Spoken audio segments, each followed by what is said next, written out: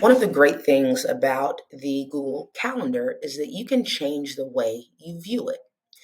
Currently, we are viewing the calendar by week, and we have the weekends included in this view.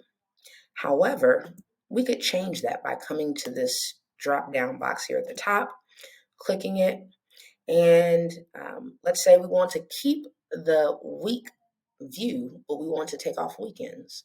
Then we would simply uncheck this box, and now we're just looking at Monday through Friday.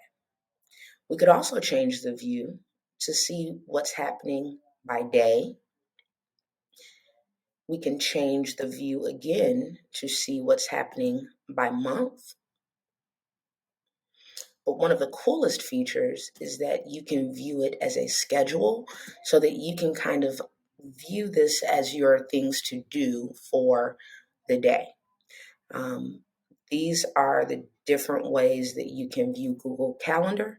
So spend a little time clicking this drop box and going through some of the features. I hope this was helpful.